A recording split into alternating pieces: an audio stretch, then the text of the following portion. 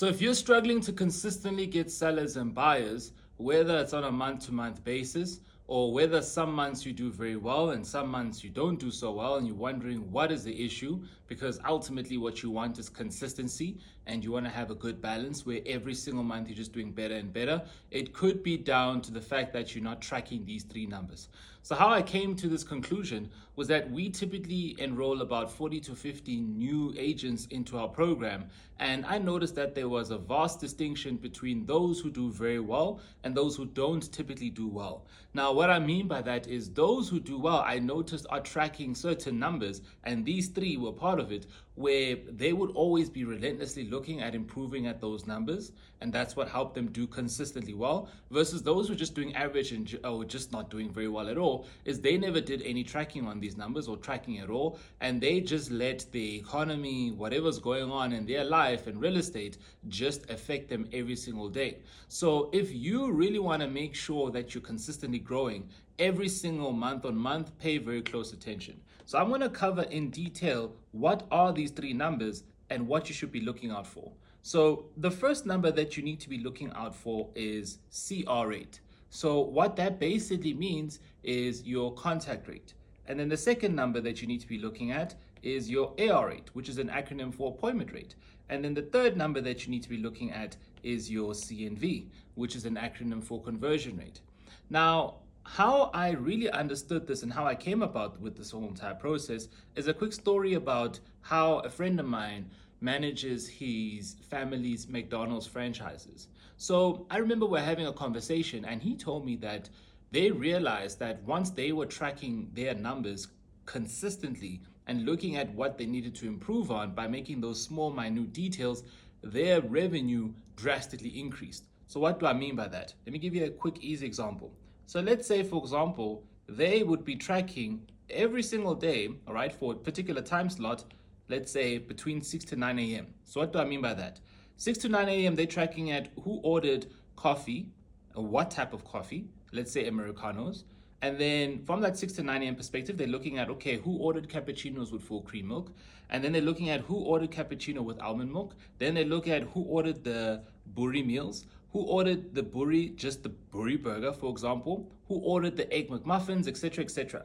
Now, what they would do, remember, this is just a 6 to 9 a.m. time slot. They would now take the 6 to 9 a.m. time slot and then compare it. Let's say that was a Monday 6 to 9 a.m. time slot. They would compare it to Tuesday, and they compare it to Wednesday up until Sunday. And they realized that the data from that time slot was different every single day. So that really helped them realize and understand their customers better and their needs and wants. So for example, if you go to McDonald's now, they offer almond milk. Why? Because when they were tracking their numbers, they realized that there's a huge influx of health conscious people that no longer want to drink full cream milk, but they now want to have almond milk. And I'm pretty sure they're going to get into soy milk, etc., etc. So for example, they've now gained a customer because I only drink almond milk because I'm lactose intolerant. So now can you see, with all these new changes in place, this is essentially what's helping them make more money, because they were missing out on potential customers like myself who couldn't drink full cream milk. So the purpose that I'm trying to make here, or the point I'm trying to make here, is that once you guys can really start focusing on your numbers, this is what's going to drastically improve your business. So let's jump straight into it. So number one, let's tap into the CR rate. So as I mentioned, guys, your CR rate is an acronym for contact rate. So what do I mean by that? Let's say, for example, you have about 100 leads in your pipeline, and let's say you manage to get in contact with about 50 of those people. That means that you have a 50% CR rate. Now, AR rate essentially would derive from your CR rate because you have contacted or gotten in contact with about 50 of those people. But let's say, for example, you managed to secure 10 appointments with those 50 people. So if you've managed to secure 10 appointments from those 50 people, that basically means that you have, for example, a AR rate of about 20%, okay? Purely because you've managed to secure 10 appointments. Now, let's say from those 10 appointments, you manage to secure 2 deals. Now, what that basically means is that you have a 20% CNV rate, okay? Now, The reason why this is important to understand in full detail, and I'm pretty sure you guys have learned about tracking and numbers, right, in your agency to tell, okay, cool. If you can call this amount of people, this is how many deals that you get, and then this is exactly how much money you can make. Everyone talks about that, right? Oh yeah, you need to understand how many calls you need to make in order for you to get certain appointments, in order for you to get a conversion rate, in order for you to make money. We can all understand that, right? But here's the problem.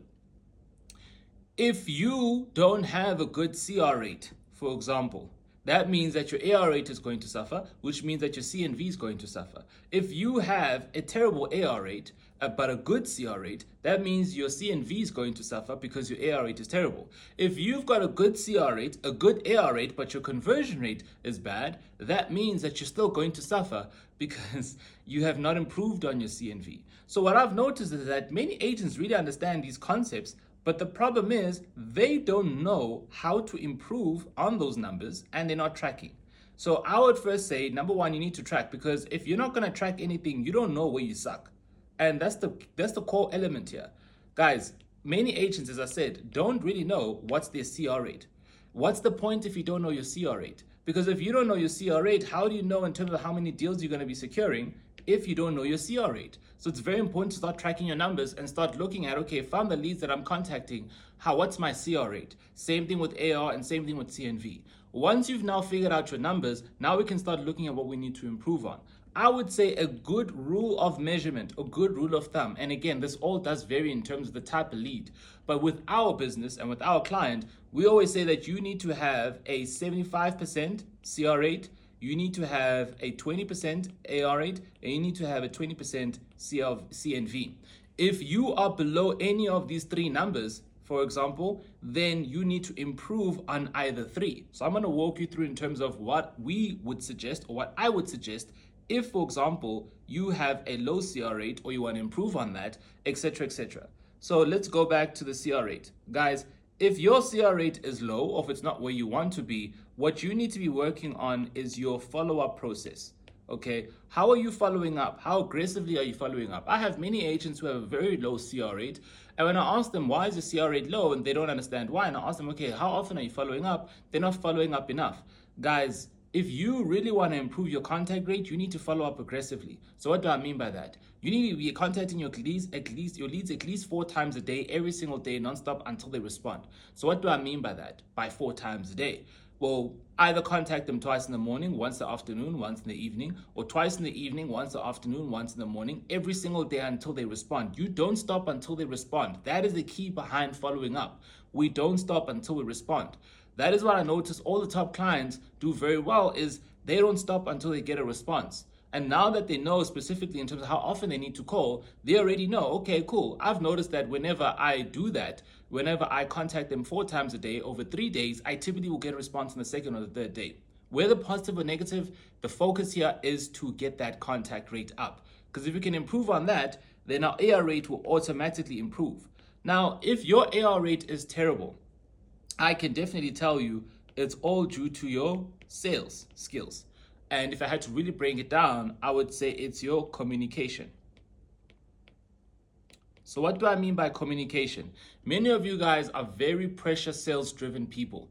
And yes, it may work on some leads, but it's not going to work on all leads. So you need to move away from the pressure sales and be more of a consultative, take the more consultative approach.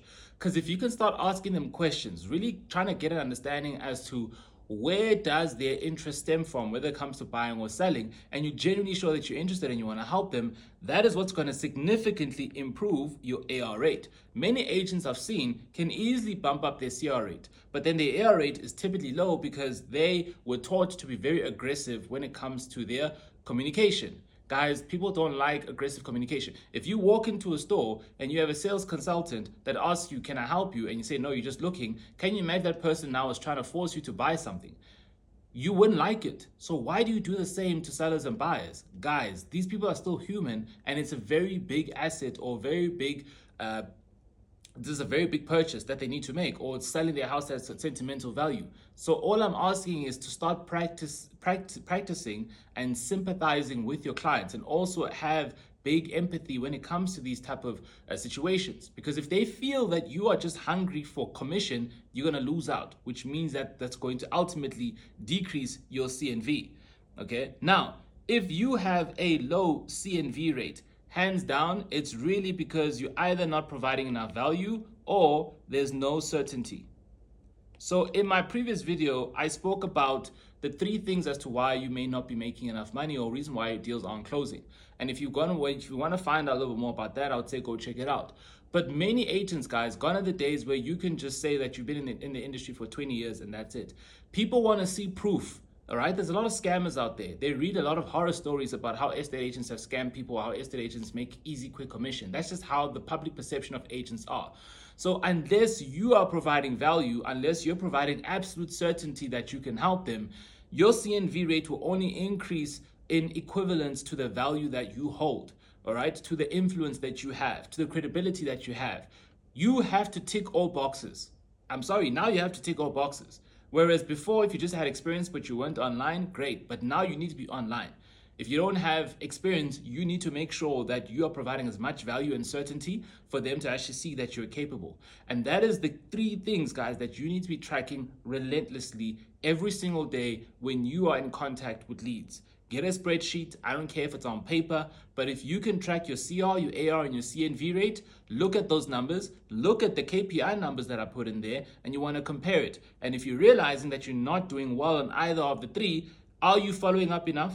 Are you communicating effectively? And are you adding value? 9 times out of 10, many agents suck with number 2 and number 3. Once you guys can fix number 2 and number 3, your sales will go up. Anyways, please share this with another agent who you feel will get a lot of value from this. If you guys want me to record more videos like this, please let me know. Any other videos that you want me guys to create, let me know. And I'll see you guys in the next one. Take care.